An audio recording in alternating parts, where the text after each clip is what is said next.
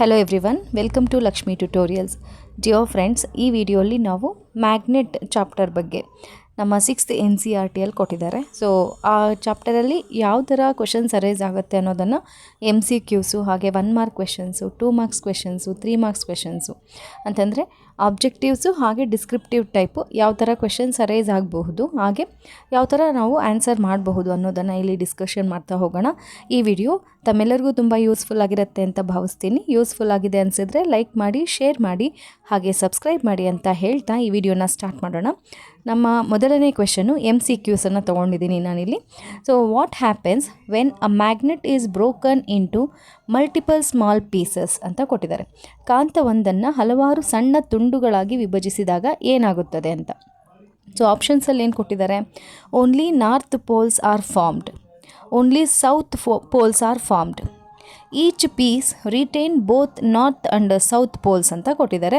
ಹಾಗೆ 4th ಆಪ್ಷನಲ್ಲಿ magnetic properties are completely lost ಅಂತ ಕೊಟ್ಟಿದ್ದಾರೆ. ಅಂದರೆ ನಮ್ಮ ಹತ್ರ ಒಂದು ಮ್ಯಾಗ್ನೆಟ್ ಇದೆ, ಆ ಮ್ಯಾಗ್ನೆಟನ್ನು ನಾವು ಸ್ಮಾಲ್ ಪೀಸಸ್ ಆಗಿ ಡಿವೈಡ್ ಮಾಡಿದಾಗ ಪ್ರತಿಯೊಂದು ಫಾರ್ಮ್ ಆಗುವಂಥ ಸ್ಮಾಲ್ ಪೀಸಸ್ಸಲ್ಲಿ ಯಾವ ಥರದ ಧ್ರುವಗಳು ಉಂಟಾಗತ್ತೆ ಅನ್ನೋದು ಇಲ್ಲಿ ಕ್ವೆಶನ್ನು. ಸೊ ಆಪ್ಷನ್ಸಲ್ಲಿ ಏನೇನಿದೆ ಅಂತ ನೋಡಿದ್ವಿ ನಾವು.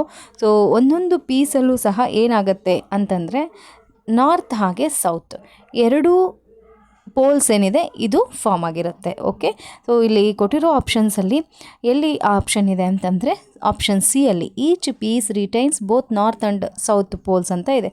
ಪ್ರತಿಯೊಂದು ತುಂಡಿನಲ್ಲೂ ಉತ್ತರ ಮತ್ತು ದಕ್ಷಿಣ ಧ್ರುವಗಳೆರಡೂ ಇರುತ್ತವೆ ಅನ್ನೋದು ಸೊ ಈ ಕ್ವೆಶನ್ಗೆ ಕರೆಕ್ಟ್ ಆನ್ಸರ್ ಆಗಿದೆ. ಓಕೆ, ಸೊ ಇದರ ಎಕ್ಸ್ಪ್ಲನೇಷನ್ ನೋಡ್ತಾ ಹೋಗೋದಾದರೆ each piece retains both north and south poles, ಪ್ರತಿಯೊಂದು ತುಂಡಿನಲ್ಲೂ ಉತ್ತರ ಮತ್ತು ದಕ್ಷಿಣ ಧ್ರುವಗಳೆರಡೂ ಇರುತ್ತವೆ ಅಂತ.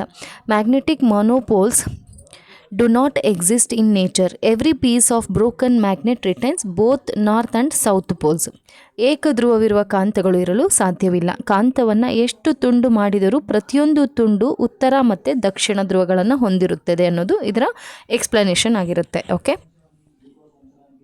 Next question, in which direction does a freely suspended bar magnet always come to rest ಅಂತ ಇದೆ. ಸ್ವತಂತ್ರವಾಗಿ ತೂಗು ಬಿಟ್ಟ ದಂಡಕಾಂತವು ಯಾವಾಗಲೂ ಯಾವ ದಿಕ್ಕಿನಲ್ಲಿ ವಿಶ್ರಾಂತಿಗೆ ಬರುತ್ತದೆ ಅಂತ.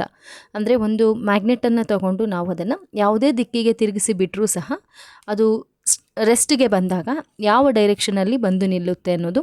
ಸೊ ಆಪ್ಷನ್ಸಲ್ಲಿ ಈಸ್ಟ್ ವೆಸ್ಟ್ ಇದೆ, ನಾರ್ತ್ ಸೌತ್ ಇದೆ, ನಾರ್ತ್ ಈಸ್ಟ್ ಇದೆ, ಸೌತ್ ವೆಸ್ಟ್ ಅಂತ ಇದೆ. ಸೊ ಇದಕ್ಕೆ ಕರೆಕ್ಟ್ ಆನ್ಸರ್ ಯಾವುದು ಅಂತಂದರೆ ನಾರ್ತ್ ಸೌತ್. ಯಾವುದೇ ದಂಡಕಾಂತ ಮ್ಯಾಗ್ನೆಟನ್ನು ನೀವು ಫ್ರೀಯಾಗಿ ಬಿಟ್ಟಾಗ ಅದು ಯಾವ ಡೈರೆಕ್ಷನಲ್ಲಿ ಬಂದು ನಿಂತ್ಕೊಳ್ಳುತ್ತೆ ಅಂತಂದರೆ ಭೂಮಿಯ ಉತ್ತರ ದಕ್ಷಿಣ ದಿಕ್ಕಿನಲ್ಲಿ ಬಂದು ನಿಂತ್ಕೊಳ್ಳುತ್ತೆ. ಸೊ ಇದಕ್ಕೆ ಕರೆಕ್ಟ್ ಆನ್ಸರ್ ಯಾವುದು ಅಂತಂದರೆ ನಾರ್ತ್ ಸೌತ್ ಅಥವಾ ಉತ್ತರ ದಕ್ಷಿಣ ದಿಕ್ಕಿನಲ್ಲಿ ನಿಲ್ಲುತ್ತೆ. ಸೊ ಇದಕ್ಕೆ ಎಕ್ಸ್ಪ್ಲನೇಷನ್ ನೋಡೋದಾದರೆ a freely suspended magnet aligns itself along the earth's geographic north south direction. ಸ್ವತಂತ್ರವಾಗಿ ತೂಗು ಬಿಟ್ಟಂತಹ ಕಾಂತವು ಭೂಮಿಯ ಕಾಂತೀಯ ಗುಣದ ಪರಿಣಾಮವಾಗಿ ಯಾವಾಗಲೂ ಉತ್ತರ ದಕ್ಷಿಣ ದಿಕ್ಕಿನಲ್ಲಿ ವಿಶ್ರಾಂತಿಗೆ ಬರುತ್ತದೆ. Okay, next question, why does a freely suspended bar magnet align in the north south direction ಅಂತ ಕೊಟ್ಟಿದ್ದಾರೆ. ಸ್ವತಂತ್ರವಾಗಿ ತೂಗು ಬಿಟ್ಟ ಕಾಂತವು ಉತ್ತರ ದಕ್ಷಿಣ ದಿಕ್ಕಿನಲ್ಲಿ ವಿಶ್ರಾಂತಿಗೆ ಬರಲು ಕಾರಣವೇನು ಅಂತ. ಅಂದರೆ ನಾವು ಫ್ರೀಯಾಗಿ ಬಿಟ್ಟಂತಹ ಮ್ಯಾಗ್ನೆಟು ಯಾವಾಗಲೂ ಉತ್ತರ ದಕ್ಷಿಣ ದಿಕ್ಕಿನಲ್ಲೇ ಯಾಕೆ ನಿಲ್ಲುತ್ತೆ ಅಂತ. ಆಪ್ಷನ್ಸಲ್ಲಿ ಏನೇನಿದೆ ಅಂತ ನೋಡೋಣ. ಆಪ್ಷನ್ ಎ ಅಲ್ಲಿ earth acts as a giant magnet ಅಂತ ಕೊಟ್ಟಿದ್ದಾರೆ. ಭೂಮಿಯೂ ಸಹ ಒಂದು ಬೃಹತ್ ಕಾಂತದಂತೆ ವರ್ತಿಸುತ್ತದೆ. ಸೆಕೆಂಡ್ ಆಪ್ಷನಲ್ಲಿ gravitational pull of the poles ಅಂತ ಕೊಟ್ಟಿದ್ದಾರೆ. ಧ್ರುವಗಳ ಗುರುತ್ವಾಕರ್ಷಣ ಬಲ ಅಂತ ಕೊಟ್ಟಿದ್ದಾರೆ. ಥರ್ಡ್ ಆಪ್ಷನಲ್ಲಿ ವಿಂಡ್ ಡೈರೆಕ್ಷನ್ ಅಥವಾ ಗಾಳಿಯ ದಿಕ್ಸೂಚಿ ಅಂತ ಕೊಟ್ಟಿದ್ದಾರೆ. ಪೊಸಿಷನ್ ಆಫ್ ದ ಸನ್ ಅಥವಾ ಸೂರ್ಯನ ಸ್ಥಾನ ಅಂತ 4th ಆಪ್ಷನಲ್ಲಿ ಕೊಟ್ಟಿದ್ದಾರೆ. ಸೊ ಈ 4 ಆಪ್ಷನ್ಸಲ್ಲಿ ಕರೆಕ್ಟ್ ಆನ್ಸರ್ ಯಾವುದು ಅಂತಂದರೆ earth acts as a giant magnet. ಭೂಮಿಯು ಸಹ ಒಂದು ಬೃಹತ್ ಕಾಂತದಂತೆ ವರ್ತಿಸೋದ್ರಿಂದ ನಾವು ಫ್ರೀಯಾಗಿ ಬಿಟ್ಟಂತಹ ದಂಡಕಾಂತ ನಾರ್ತ್ ಮತ್ತು ಸೌತ್ ಡೈರೆಕ್ಷನ್ಸಲ್ಲಿ ಅಲೈನ್ ಆಗುತ್ತೆ ಅಂತ. ಸೊ ಎಕ್ಸ್ಪ್ಲನೇಷನ್ ನೋಡೋದಾದರೆ the earth acts as a huge magnet creating a magnetic field that aligns suspended magnets north to south. ಭೂಮಿಯು ಒಂದು ಬೃಹತ್ ಕಾಂತದಂತೆ ವರ್ತಿಸೋದ್ರಿಂದ ಸ್ವತಂತ್ರವಾಗಿ ತೂಗು ಬಿಟ್ಟಂತಹ ಕಾಂತವು ಉತ್ತರ ದಕ್ಷಿಣ ದಿಕ್ಕಿನಲ್ಲಿ ನಿಲ್ಲುತ್ತದೆ ಅಂತ. Next question, the end of the magnet pointing towards the geographic north is called ಅಂತ ಕೊಟ್ಟಿದ್ದಾರೆ. ಅಂದರೆ ನಾರ್ತ್ ಸೈಡ್ಗೆ ಇರೋವಂತಹ ಮ್ಯಾಗ್ನೆಟಿಕ್ ಪೋಲ್ ಏನಿದೆ ಅದು ಯಾವ ಧ್ರುವ ಅಂತ. ಸೊ ಜಿಯೋಗ್ರಫಿಕ್ ನಾರ್ತ್ ಸೈಡಲ್ಲಿದ್ದರೆ ಅದು ಮ್ಯಾಗ್ನೆಟಿಕ್ನ ನಾರ್ತ್ ಪೋಲ ಅಥವಾ ಸೌತ್ ಪೋಲ ಅನ್ನೋದು ಕ್ವೆಶನ್ನು. ಉತ್ತರ ದಿಕ್ಕನ್ನು ನೋಡುವ ಕಾಂತದ ತುದಿಯನ್ನು ಏನೆಂದು ಕರೆಯುತ್ತಾರೆ? ಸೊ ಆಪ್ಷನ್ಸಲ್ಲಿ south pole, neutral pole, north pole, magnetic axis ಅಂತ ಕೊಟ್ಟಿದ್ದಾರೆ. ಸೊ ಅರ್ಥನ ಉತ್ತರದ ಕಡೆಗೆ, ನಾರ್ತ್ ಕಡೆಗೆ ಯಾವ ತುದಿ ಇದೆಯೋ ಅದು ಯಾವ ತುದಿ ಆಗಿರುತ್ತೆ, ಅದು ಮ್ಯಾಗ್ನೆಟಿಕ್ನ ಯಾವ ತುದಿ ಅಂತಂದರೆ ಅದು ನಾರ್ತ್ ಪೋಲೇ ಆಗಿರುತ್ತೆ. Okay, so the end of the magnet pointing towards the geographic north is called its north seeking or north pole ಅಂತ ಹೇಳ್ತೀವಿ. ಉತ್ತರ ದಿಕ್ಕಿಗೆ ಮುಖ ಮಾಡಿರುವ ಕಾಂತದ ತುದಿಯನ್ನು ಉತ್ತರ ಧ್ರುವ ಅಂತ ಹೇಳ್ತಾರೆ. ನಾವು ಈ ಥರದ ಕ್ವೆಶನಲ್ಲಿ ಕನ್ಫ್ಯೂಷನ್ ಮಾಡ್ಕೊಳ್ಳೋ ಚಾನ್ಸಸ್ ಇರುತ್ತೆ. ಯಾಕೆ ಅಂತಂದರೆ opposite poles attract each other ಅನ್ನೋದು ನಮಗೆ ಗೊತ್ತಿದೆ. ಆದರೆ ಈ ಥರ ಕ್ವೆಶನ್ನ ಕೊಟ್ಟಾಗ ನಾವೇನು ಮಾಡ್ತೀವಿ, ಅರ್ಥನ ಉತ್ತರದ ಕಡೆಗೆ ಇದೆ ಅಂತಂದರೆ ಅದು ಮ್ಯಾಗ್ನೆಟ್ನ ದಕ್ಷಿಣ ಅಥವಾ ಸೌತ್ ಪೋಲ್ ಆಗಿರುತ್ತೆ ಅನ್ನೋದು ನಾವು ಆನ್ಸರ್ ಮಾಡ್ತೀವಿ. ಅದು ರಾಂಗ್ ಆಗಿರುತ್ತೆ. ಸೊ ಅರ್ಥನ ನಾರ್ತ್ ಸೈಡ್ಗೆ ಮ್ಯಾಗ್ನೆಟಿಕ್ ಯಾವ ಪೋಲ್ ಇದೆಯೋ ಅದು ಸೌತ್ ಆರ್ ನಾರ್ತ್ ಅಂತಂದರೆ ಅದು ಸಹ ನಾರ್ತ್ ಆಗಿರುತ್ತೆ. ಓಕೆ, ಅರ್ಥನ ನಾರ್ತ್ ಸೈಡ್ಗೆ ಇರೋಂತಹ ಮ್ಯಾಗ್ನೆಟಿಕ್ ಪೋಲ್ನ ಎಂಡು ಸಹ ನಾರ್ತ್ ಆಗಿರುತ್ತೆ. ಇದನ್ನು ನೆನ್ಪಿಟ್ಕೋಬೇಕಾಗತ್ತೆ. Okay, next question. If an unmagnetised iron stripe is freely suspended, what direction will it point at rest ಅಂತ ಕೇಳಿದ್ದಾರೆ. ಇಲ್ಲಿ ಮ್ಯಾಗ್ನೆಟ್ ಬದಲಿಗೆ ಏನು ಕೊಟ್ಟಿದ್ದಾರೆ, ಒಂದು ಐರನ್ ಸ್ಟ್ರೈಪ್. ಅದು ಎಂಥದ್ದು? ಅನ್ಮ್ಯಾಗ್ನೆಟೈಸ್ಡ್ ಐರನ್ ಸ್ಟ್ರೈಪ್ ಅಂತಂದರೆ ಅದೊಂದು ಸಣ್ಣ ಕಬ್ಬಿಣದ ತುಂಡು ಅಷ್ಟೆ. ದಂಡಕಾಂತದ ಬದಲಿಗೆ ಸಣ್ಣ ಕಬ್ಬಿಣದ ತುಂಡನ್ನು ತೂಗುಬಿಟ್ಟರೆ ಅದು ವಿಶ್ರಾಂತಿಗೆ ಬಂದಾಗ ಯಾವ ದಿಕ್ಕನ್ನು ತೋರಿಸುತ್ತದೆ ಅಂತ. ಸೊ ಆಪ್ಷನ್ಸಲ್ಲಿ ಆಲ್ವೇಸ್ ನಾರ್ತ್ ಸೌತ್ ಅಂತ ಇದೆ, ಆಲ್ವೇಸ್ ಈಸ್ಟ್ ವೆಸ್ಟ್ ಅಂತ ಇದೆ, ಎನಿ ರ್ಯಾಂಡಮ್ ಡೈರೆಕ್ಷನ್ ಅಂತ ಇದೆ, ವರ್ಟಿಕಲ್ ಅಲೈನ್ಮೆಂಟ್ ಅಂತ ಕೊಟ್ಟಿದ್ದಾರೆ. ಸೊ ಇದಕ್ಕೆ ಕರೆಕ್ಟ್ ಆನ್ಸರ್ ಯಾವುದು ಅಂತಂದರೆ ಎನಿ ರ್ಯಾಂಡಮ್ ಡೈರೆಕ್ಷನ್. ಸೊ ಇಲ್ಲಿ ನಾವು ತೂಗು ಬಿಡ್ತಾ ಇರೋವಂಥದ್ದು ಯಾವುದು? ಅನ್ಮ್ಯಾಗ್ನೆಟೈಸ್ಡ್ ಐರನ್ ಸ್ಟ್ರೈಪ್. ಐರನ್ ಅಂತ ತೊಗೊಂಡಾಗ ಅದಕ್ಕೆ ಯಾವುದೇ ರೀತಿಯ ಡೈರೆಕ್ಷನ್ ಇರೋದಿಲ್ಲ. ಸೊ ಹಾಗಾಗಿ ಇದು ಪರ್ಟಿಕ್ಯುಲರ್ ಆಗಿ ಇಂಥ ಡೈರೆಕ್ಷನಲ್ಲೇ ಬಂದು ನಿಲ್ಲತ್ತೆ ಅನ್ನೋದು ಹೇಳೋಕ್ಕಾಗಲ್ಲ. ಯಾವುದೇ ಒಂದು ಅನಿಯಮಿತ ದಿಕ್ಕು ಅಥವಾ ರ್ಯಾಂಡಮ್ ಡೈರೆಕ್ಷನಲ್ಲೇ ಅದು ಬಂದು ನಿಂತ್ಕೊಳ್ಳುತ್ತೆ. ಓಕೆ, ಸೊ ಇಲ್ಲಿ ಎಕ್ಸ್ಪ್ಲನೇಷನ್ ನೋಡೋದಾದರೆ, non magnetised iron does not have any directional preference and rests in any direction. ಸಾಧಾರಣ ಕಬ್ಬಿಣದ ತುಂಡು ಕಾಂತವಲ್ಲದಿರುವುದರಿಂದ ಇದು ನಿರ್ದಿಷ್ಟವಾಗಿ ಉತ್ತರ ದಕ್ಷಿಣ ದಿಕ್ಕಿನಲ್ಲಿ ನಿಲ್ಲದೆ ಯಾವುದೇ ದಿಕ್ಕಿನಲ್ಲಿಯೂ ವಿಶ್ರಾಂತಿಗೆ ಬರಬಹುದು. ಸೊ ಉತ್ತರ ದಕ್ಷಿಣ ಅಂತ ನಾವು ಹೇಳೋದು ಯಾವುದಕ್ಕೆ ಅಂತಂದರೆ ಓನ್ಲಿ ಫಾರ್ ಮ್ಯಾಗ್ನೆಟ್ ಅಲ್ವಾ. ಸೊ ಹಾಗಾಗಿ ಇಲ್ಲಿ ಐರನ್ಗೆ ಯಾವುದೇ ರೀತಿಯ ನಾರ್ತ್ ಆರ್ ಸೌತ್ ಪೋಲ್ಸ್ ಅನ್ನೋದು ಇರೋದಿಲ್ಲ. ಸೊ ಹಾಗಾಗಿ ಈ ಕ್ವೆಶನ್ಗೆ ಕರೆಕ್ಟ್ ಆನ್ಸರ್ ಯಾವುದು? Any random direction. Okay, next question. What device was developed based on the directional property of a magnet ಅಂತ ಕೊಟ್ಟಿದ್ದಾರೆ. ಅಂತಂದರೆ ಕಾಂತದ ದಿಕ್ಕನ್ನು ಸೂಚಿಸುವ ಗುಣವನ್ನು ಆಧರಿಸಿ ಅಭಿವೃದ್ಧಿಪಡಿಸಲಾದ ಸಾಧನ ಯಾವುದು ಅಂತ. ಅಂದರೆ ಈ ಕಾಂತಕ್ಕೆ, ಮ್ಯಾಗ್ನೆಟ್ಗೆ ದಿಕ್ಕನ್ನು ಸೂಚಿಸುವಂತಹ ಒಂದು ಪ್ರಾಪರ್ಟಿ ಇದೆ. ಸೊ ನಾವು ಈಗಾಗಲೇ ತಿಳ್ಕೊಂಡಿರೋ ಹಾಗೆ ಮ್ಯಾಗ್ನೆಟ್ ಏನು ಮಾಡುತ್ತೆ, ನಾರ್ತ್ ಸೌತ್ ಪೋಲ್ಗೆ ರೆಸ್ಟಲ್ಲಿ ಬರುತ್ತೆ. ಆ ಪ್ರಾಪರ್ಟಿಯನ್ನು ಯೂಸ್ ಮಾಡಿಕೊಂಡು ಯಾವ ಡಿವೈಸನ್ನು ಡೆವಲಪ್ ಮಾಡಿದ್ದಾರೆ ಅನ್ನೋದು. ಸೊ ಆಪ್ಷನ್ಸಲ್ಲಿ ಯಾವೆಲ್ಲ ಇವೆ? ಗ್ಯಾಲ್ವೆನೋಮೀಟರ್ ಇದೆ, ಮ್ಯಾಗ್ನೆಟಿಕ್ ಕಾಂಪಾಸ್ ಇದೆ, ಬ್ಯಾರೋಮೀಟರ್ ಇದೆ, ಸ್ಪೀಡೋಮೀಟರ್ ಇದೆ.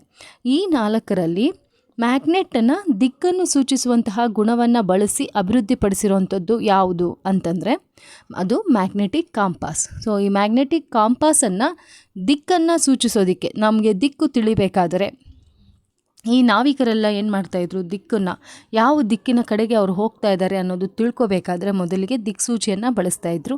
ಸೊ ಈ ಪ್ರಾಪರ್ಟಿ ಎಲ್ಲಿ ಯೂಸ್ ಆಗಿದೆ ಈ 4 ಆಪ್ಷನ್ಸಲ್ಲಿ ಅಂತಂದರೆ ಅದು ಮ್ಯಾಗ್ನೆಟಿಕ್ ಕಾಂಪಾಸ್. ಆ magnetic compass utilises a pivoting magnetic needle to accurately determine geographic directions. ಕಾಂತದ ದಿಕ್ಕು ಕಂಡುಹಿಡಿಯುವ ಗುಣವನ್ನು ಆಧರಿಸಿ ಕಾಂತೀಯ ದಿಕ್ಸೂಚಿ ಅಥವಾ ಮ್ಯಾಗ್ನೆಟಿಕ್ ಕಾಂಪಾಸನ್ನು ತಯಾರಿಸಲಾಗಿದೆ. Okay, next question. Which part of the magnetic compass needle usually points north and is specially colored ಅಂತ ಕೊಟ್ಟಿದ್ದಾರೆ. ಕಾಂತೀಯ ದಿಕ್ಸೂಚಿಯಲ್ಲಿ ಉತ್ತರ ದಿಕ್ಕನ್ನು ತೋರಿಸುವ ಸೂಜಿಯ ತುದಿಯನ್ನು ಸಾಮಾನ್ಯವಾಗಿ ಹೇಗೆ ಗುರುತಿಸಲಾಗಿರುತ್ತದೆ ಅಂತ ಕೇಳಿದ್ದಾರೆ. ಸೊ ಇಲ್ಲಿ ಮ್ಯಾಗ್ನೆಟಿಕ್ ಕಾಂಪಾಸನ್ನು ನೀವು ಅಬ್ಸರ್ವ್ ಮಾಡಿದ್ರೆ ಅಲ್ಲೊಂದು ನೀಡಲ್ ಕೊಟ್ಟಿರ್ತಾರೆ. ಸೊ ಆ ನೀಡಲ್ಲು ಯಾವುದು ನಾರ್ತ್ ಸೈಡ್ಗೆ ತೋರಿಸುತ್ತೋ, ನಾರ್ತನ್ನು ಇಂಡಿಕೇಟ್ ಮಾಡುತ್ತೋ, ನಾರ್ತ್ ಕಡೆಗೆ ತಿರುಗುತ್ತೋ ಅದನ್ನು ಯಾವ ಥರ ಮಾರ್ಕ್ ಮಾಡಿರ್ತಾರೆ ಅನ್ನೋದು ಇಲ್ಲಿ ಕ್ವೆಶನ್ನು. ಆಪ್ಷನ್ಸಲ್ಲಿ ಪೇಂಟೆಡ್ ರೆಡ್ ಅಂತ ಕೊಟ್ಟಿದ್ದಾರೆ, ಪೇಂಟೆಡ್ ಬ್ಲ್ಯಾಕ್ ಅಂತ ಕೊಟ್ಟಿದ್ದಾರೆ, ಮೇಡ್ ಲಾರ್ಜರ್ ಇನ್ ಸೈಜ್ ಅಂತ ಕೊಟ್ಟಿದ್ದಾರೆ, ರ್ಯಾಪ್ಡ್ ಇನ್ ಕಾಪರ್ ವೈರ್ ಅಂತ ಕೊಟ್ಟಿದ್ದಾರೆ. ಕೆಂಪು ಬಣ್ಣ ಹಚ್ಚಿರುತ್ತಾರೆ, ಕಪ್ಪು ಬಣ್ಣ ಹಚ್ಚಿರುತ್ತಾರೆ, ಗಾತ್ರದಲ್ಲಿ ದೊಡ್ಡದಾಗಿರುತ್ತೆ, ತಾಮ್ರದ ತಂತಿಯಿಂದ ಸುತ್ತಿರುತ್ತಾರೆ ಅಂತ. ಸೊ ಆ ಮ್ಯಾಗ್ನೆಟಿಕ್ ನೀಡಲು ಯಾವ ಥರ ಇರುತ್ತೆ ಅಂತಂದರೆ ರೆಡ್ ಕಲರಲ್ಲಿ ಪೇಂಟ್ ಮಾಡಿರ್ತಾರೆ. ಸೊ ಉತ್ತರ ದಿಕ್ಕಿನಲ್ಲಿ ವಿಶ್ರಾಂತಿಗೆ ಬರುವ ಕಾಂತೀಯ ಸೂಜಿಯ ತುದಿಗೆ ಕೆಂಪು ಬಣ್ಣವನ್ನು ಹಚ್ಚಿರಲಾಗಿರುತ್ತದೆ. Okay, next question. What feature allows the needle in a magnetic compass to rotate smoothly? ಕಾಂತೀಯ ದಿಕ್ಸೂಚಿಯಲ್ಲಿ ಸೂಜಿಯು ಸುಲಭವಾಗಿ ತಿರುಗಲು ಏನು ಅನುಕೂಲ ಮಾಡಿಕೊಡಲಾಗಿರುತ್ತದೆ ಅಂತ ಕೇಳಿದ್ದಾರೆ. ಸೊ ಈ ಕ್ವೆಶನ್ಸ್ ಎಲ್ಲ ನಮ್ಮ 6th NCERT ನ್ಯೂ ಸಿಲೆಬಸ್ ಏನಿದೆ ಅದರಲ್ಲಿ ಕೊಟ್ಟಿರೋವಂಥದ್ದು. ಸೊ ಈಚ್ ಆ್ಯಂಡ್ ಎವ್ರಿ ಪೇಜಸಲ್ಲಿ ಯಾವ ಥರ ಕ್ವೆಶನ್ಸ್ ಅರೈಸ್ ಆಗುತ್ತೆ ಅನ್ನೋದನ್ನು ನಾನಿಲ್ಲಿ ಫ್ರೇಮ್ ಮಾಡಿ ಕೊಟ್ಟಿರೋವಂಥದ್ದು.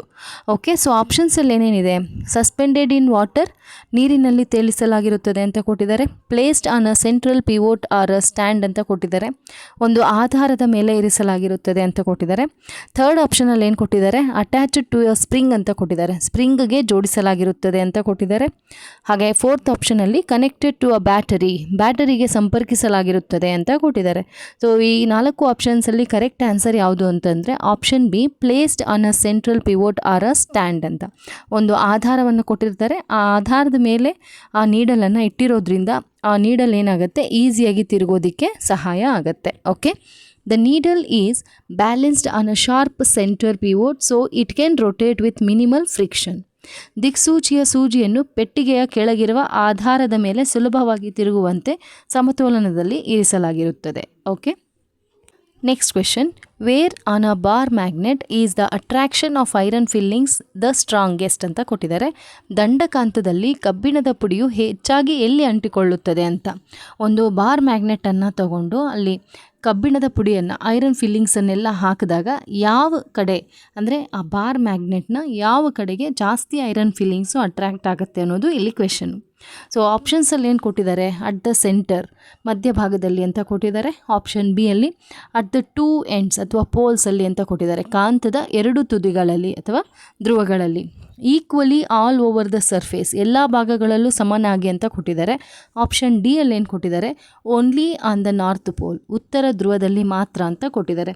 ಸೊ ಈ ಕ್ವೆಶನ್ಗೆ ಕರೆಕ್ಟ್ ಆನ್ಸರ್ ಯಾವುದು ಅಂತಂದರೆ ಅಟ್ ದ 2 ಎಂಡ್ಸ್ ಅಥವಾ 2 ಪೋಲ್ಸ್, ಕಾಂತದ 2 ತುದಿಗಳಲ್ಲಿ ಅಥವಾ ಧ್ರುವಗಳಲ್ಲಿ ಮ್ಯಾಗ್ನೆಟಿಕ್ ಐರನ್ ಫೀಲಿಂಗ್ಸ್ ಏನಿದೆ ಅದು ಜಾಸ್ತಿ ಅಟ್ರ್ಯಾಕ್ಟ್ ಆಗುತ್ತೆ. ಸೊ ಈ ಕಡೆಗೆ ಈ ಧ್ರುವಗಳೇನಿದೆ ನಾರ್ತ್ ಆರ್ ಸೌತ್, ಈ 2 ಧ್ರುವಗಳೇನಿದೆ ಇಲ್ಲಿ ಐರನ್ ಫೀಲಿಂಗ್ಸು ಜಾಸ್ತಿ ಸ್ಟೋರ್ ಆಗುತ್ತೆ, ಐರನ್ ಫೀಲಿಂಗ್ಸು ಜಾಸ್ತಿ ಅಟ್ರ್ಯಾಕ್ಟ್ ಆಗುತ್ತೆ. ಯಾಕೆ ಅಂತಂದರೆ ಈ ಎಡ್ಜಸ್ ಏನಿದೆ ಇಲ್ಲಿ ಮ್ಯಾಗ್ನೆಟಿಕ್ ಪವರ್ ಏನಿದೆ ಅದು ಜಾಸ್ತಿ ಇರುತ್ತೆ. Magnetic pull is concentrated at the magnetic poles situated near the ends. ಕಾಂತೀಯ ಬಲ ಎಲ್ಲಿ ಜಾಸ್ತಿ ಇರುತ್ತೆ ಅಂತಂದರೆ ಕಾಂತದ ಧ್ರುವಗಳಲ್ಲಿ ಜಾಸ್ತಿ ಇರುತ್ತೆ. ಓಕೆ, ಅದಕ್ಕೋಸ್ಕರ ಇಂಥ ಎಡ್ಜಸ್ಸಲ್ಲಿ ಧ್ರುವಗಳಲ್ಲಿ ಹೆಚ್ಚಿನ ಕಬ್ಬಿಣದ ಪುಡಿಗಳು ಅಂಟಿಕೊಳ್ಳುತ್ತವೆ. Okay, next question. How can we determine directions during the day without a compass ಅಂತ ಕೊಟ್ಟಿದ್ದಾರೆ. ದಿಕ್ಸೂಚಿ ಇಲ್ಲದಿದ್ದಾಗ ಹಗಲಿನಲ್ಲಿ ದಿಕ್ಕುಗಳನ್ನು ಊಹಿಸಲು ಅತ್ಯಂತ ಸರಳ ಮಾರ್ಗ ಯಾವುದು ಅಂತ. ಆಪ್ಷನ್ಸಲ್ಲಿ ಲುಕಿಂಗ್ ಅಟ್ ವಿಂಡ್ ಡೈರೆಕ್ಷನ್, ಗಾಳಿಯ ಚಲನೆಯನ್ನು ನೋಡುವುದು. ಆಪ್ಷನ್ ಬಿ ಅಲ್ಲಿ looking at the Sunrise and the sunset, ಸೂರ್ಯನ ಉದಯ ಮತ್ತು ಅಸ್ತಮಿಸುವ ದಿಕ್ಕುಗಳನ್ನು ಗಮನಿಸುವುದು. ಮೆಷರಿಂಗ್ ಟೆಂಪರೇಚರ್, ತಾಪಮಾನವನ್ನು ಅಳೆಯುವುದು. ಅಬ್ಸರ್ವಿಂಗ್ ಕ್ಲೌಡ್ ಫಾರ್ಮೇಷನ್ಸ್, ಮೋಡಗಳ ಆಕಾರವನ್ನು ಗಮನಿಸುವುದು ಅಂತ 4 ಆಪ್ಷನ್ಸ್ ಕೊಟ್ಟಿದ್ದಾರೆ. ನಮ್ಮ ಹತ್ರ ಮ್ಯಾಗ್ನೆಟ್ ಇಲ್ಲ ಅಂತಂದರೆ ನಾವು ಹಗಲಿನೊತ್ತು ಹೇಗೆ ನಾವು ದಿಕ್ಕುಗಳನ್ನು ಕಂಡುಹಿಡಿಯಬಹುದು ಅಂತ. ಸೊ ಈ ಕೊಟ್ಟಿರೋ 4 ಆಪ್ಷನ್ಸಲ್ಲಿ ಕರೆಕ್ಟ್ ಆನ್ಸರ್ ಯಾವುದು ಅಂತಂದರೆ option B, looking at the Sunrise and sunset. ಸೂರ್ಯನ ಉದಯ ಮತ್ತು ಅಸ್ತಮಿಸುವ ದಿಕ್ಕುಗಳನ್ನು ಗಮನಿಸೋದ್ರಿಂದ ನಮಗೆ ದಿಕ್ಕುಗಳು ಈಸಿಯಾಗಿ ಗೊತ್ತಾಗುತ್ತೆ. ಸೂರ್ಯ ಉದಯಿಸೋದು ಪೂರ್ವ ಅಂತ ಹೇಳ್ತೀವಿ, ಅಸ್ತಮಿಸೋದು ಪಶ್ಚಿಮ ಅಂತ ಹೇಳ್ತೀವಿ. ಸೊ ಈ ಥರ ನಾವು ದಿಕ್ಕುಗಳನ್ನು ಕಂಡುಹಿಡಿಬಹುದು ನಮ್ಮ ಹತ್ರ ಮ್ಯಾಗ್ನೆಟ್ ಇಲ್ಲ ಅಂದರೂ ಸಹ. ಓಕೆ.